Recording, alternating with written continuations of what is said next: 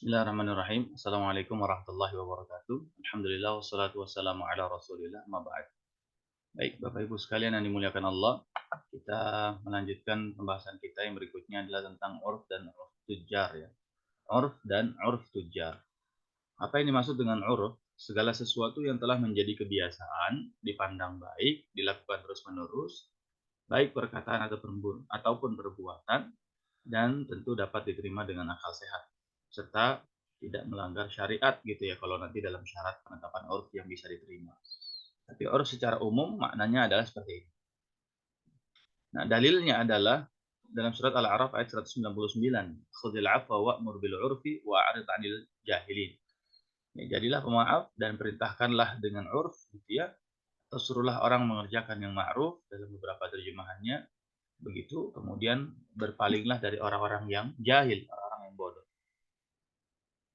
Dalam hadis riwayat Ahmad, Rasul Shallallahu Alaihi Wasallam bersabda, segala sesuatu yang dipandang oleh orang-orang Islam itu baik, maka baik pula lah di sisi Allah. Kemudian apa yang dipandang buruk ya oleh orang-orang Islam secara umum itu juga buruk di sisi Allah Subhanahu Wa Taala.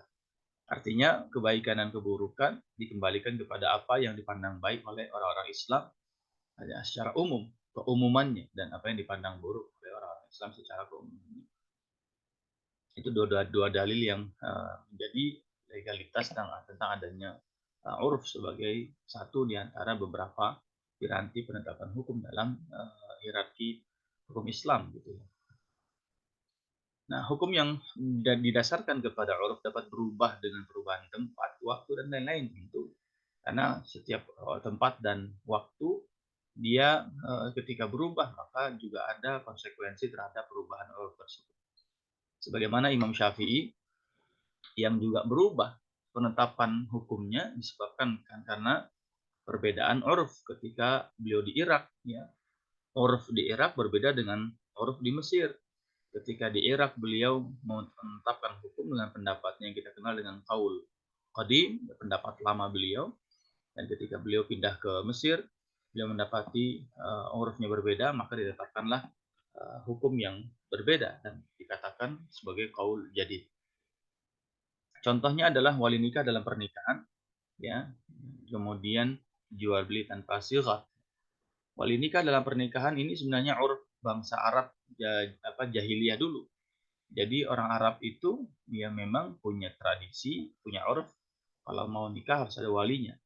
Dan kemudian ditetapkanlah dalam syariat ya, bahwa salah satu rukun nikah adalah terdapatnya wali dalam pernikahan tersebut. Kemudian jual beli tanpa sigat, ya, jual beli tanpa mengatakan saya jual uh, barang saya ini dengan harga sekian, kemudian sang pembeli mengatakan baik saya terima barang ini dengan harga sekian gitu. Tidak ada, kita jual beli ya, ya urufnya adalah ya tinggal bayar kemudian barang diambil gitu tanpa ada kata-kata sifat ya. Itu sebagaimana uruf yang terjadi gitu ya. Kebiasaan tradisi yang terjadi di tengah-tengah kita ya seperti yang kita sebut dalam bahasa fikih itu dengan bai'ul mu'attah gitu ya. Jual beli ya tanpa siwak. Al-'ada muhakkamah dalam sebuah kaidah fikih kulliyah ya disebut sebagai kebiasaan itu bisa menjadi hukum. Kemudian la yunkiru atau la yunkaru taghayyurul hukmi bi taghayyuril amkinah wal azman. Tidak dapat dipungkiri ya, tidak dapat diingkari bahwa adanya perubahan hukum itu juga disebabkan karena adanya perubahan zaman dan tempat. Ya, perubahan waktu dan juga tempat. Kemudian al-ma'ruf urfan kasyuruti syarta. Apa yang baik dikenal baik sebagai uruf, nah, maka hukumnya seperti apa yang disyaratkan menjadi syarat. Jadi apa yang dianggap ma'ruf baik dengan uruf itu juga laksana seperti sebagaimana yang disyaratkan itu ya sebagai syarat. Artinya uruf itu diakui legalitas dan eksistensinya mau tidak mau ya. Uruf atau kebiasaan atau adat atau tradisi bisa menjadi hukum. Tradisi, adat, kebiasaan bisa berubah, maka dia juga bisa merubah ketetapan hukum gitu ya. Dan apa yang ditetapkan melalui uruf juga seperti apa yang ditetapkan dengan atau disyaratkan dengan syarat sehingga menjadi syarat.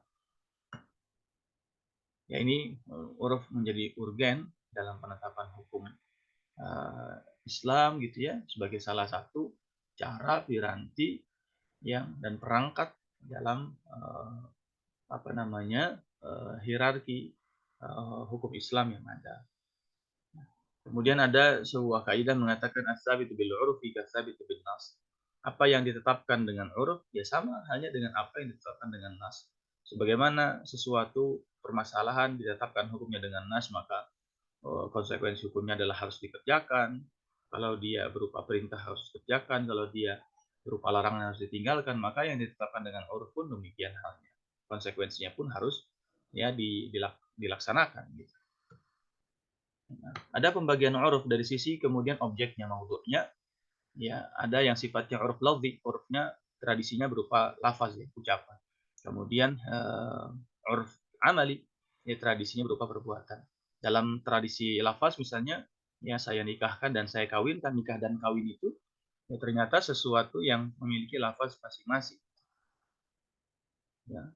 Maka dalam bahasa Arabnya ada istilah ankahtuka wa zawwajtuka gitu, nikah dan kawin gitu. Kemudian tentang mahar dan mas kawin gitu ya. Itu lafaznya ya apa namanya? Orang memahaminya mahar itu ya mas kawin gitu. Kita menerima uruf kita yang mahar adalah mas kawin ya, dan seterusnya. Begitu juga uruf amali ya. Uruf amali tentang apa namanya? Tentang pernikahan di Indonesia tentu tidak sama dengan uruf pernikahan di tempat-tempat lain secara tradisi misalnya. Ya, kita ada khutbah nikah, ada tausiah pernikahan gitu ya. Ya, kemudian misalnya ada sungkeman, tentu nggak akan sama dengan tempat-tempat lain. Ya, dan itu baik gitu ya. Itu baik. Kemudian misalnya uruf secara majal ya. Ruang lingkupnya ada uruf am, uruf mencakup ruang lingkup yang luas atau uruf khas.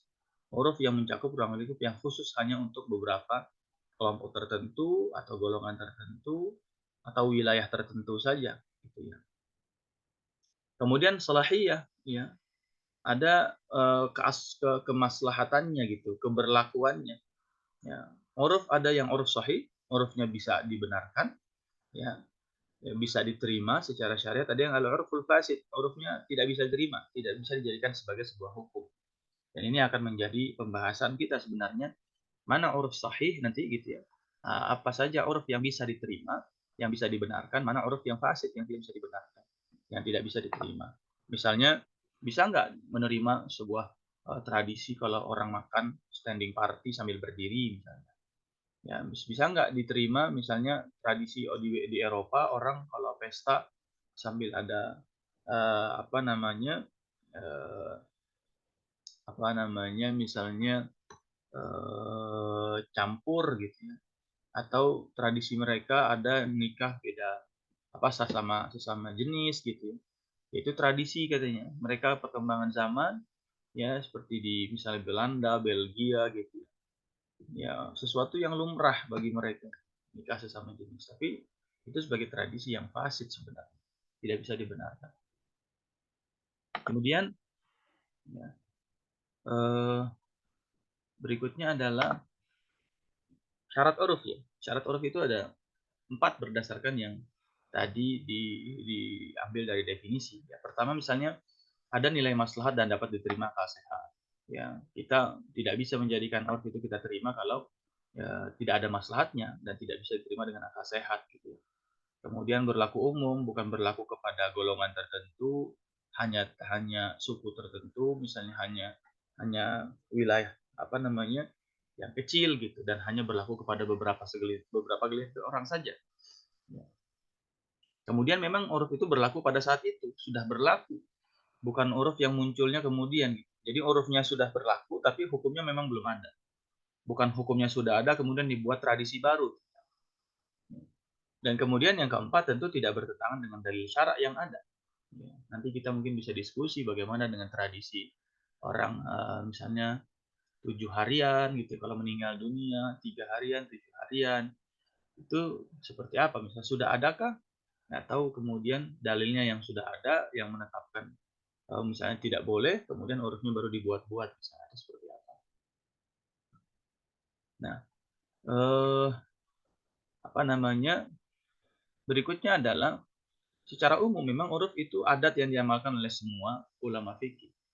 Ya, uruf atau adat itu memang diamalkan oleh semua ulama fikih, terutama mazhab Hanafiyah dan Malikiyah. Misalnya dalam ulama Hanafiyah menggunakan istilah uruf itu istihsan dalam ijtihad, dan salah satu bentuk istihsannya itu adalah al-urf.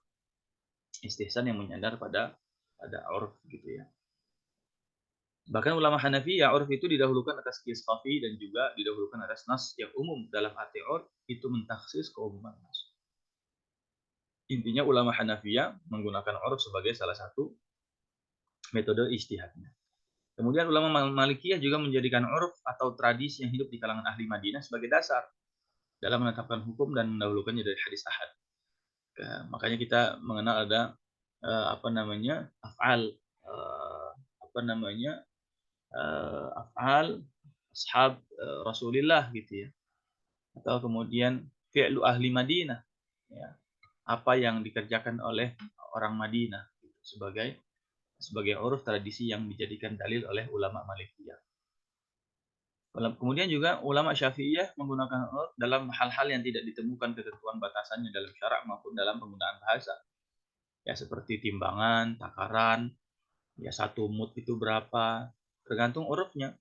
Ya, ukuran satu mud genggam itu berapa liter misalnya, tergantung kita mau menghitungnya sesuai hitungan di Irak atau di Madinah atau kemudian di Mesir dan seterusnya.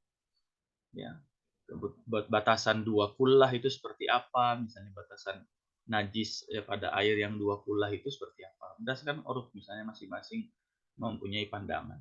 Nah, ini biasa digunakan dalam ulama Syafi'iyah yang tidak ditemukan ketentuan batasannya secara sharih, secara jelas dalam syara'. Nah, maka mereka mengemukakan kaidah sebagai berikut ya. Setiap yang datang dengannya syarak secara mutlak dan tidak ada ukurannya dalam syarak maupun dalam bahasa, maka dikembalikan kepada urf. Gitu. Ini dalam kaidahnya yang disampaikan oleh para ulama Syafi'iyah. Baik, sampai di sini dulu. Insya Allah kita akan lanjutkan lagi di pertemuan berikutnya tentang bagaimana legalitas uruf, bagaimana kemudian aplikasinya pada praktek ekonomi kontemporer. Wallahu a'lam bishawab. Ya. Wassalamualaikum warahmatullahi wabarakatuh.